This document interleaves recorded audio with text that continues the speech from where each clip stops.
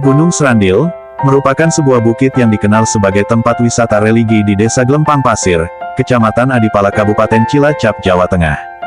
Berbatasan langsung dengan pantai Laut Selatan, Gunung Srandil kerap menjadi jujugan para peziarah untuk melakukan ritual seperti bertapa atau semadi.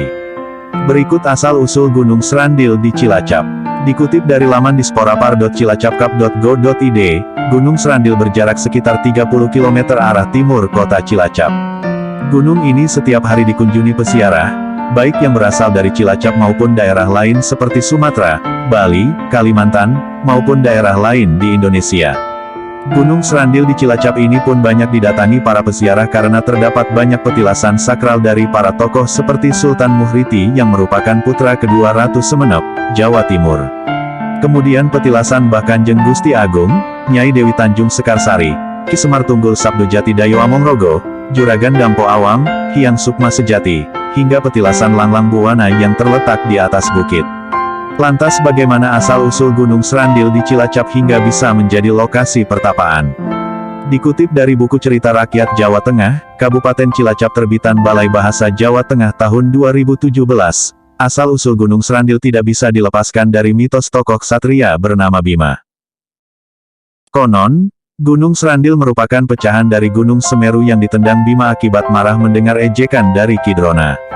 Pecahan Gunung Semeru yang ditendang Bima itu pun terlempar hingga ke pinggir pantai selatan dan membentuk sejumlah gunung kecil, salah satunya adalah Gunung Srandil.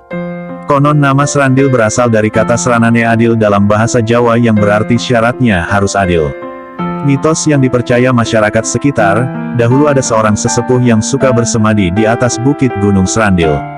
Orang-orang memanggil sesepuh itu sebagai Ki Ismoyo Jati. Salah satu ajaran Ki Ismoyo Jati adalah siapa yang ingin hajatnya terkabul bisa menggelar lelaku atau bertapa di Gunung Srandil. Namun, syaratnya dia haruslah berbuat adil.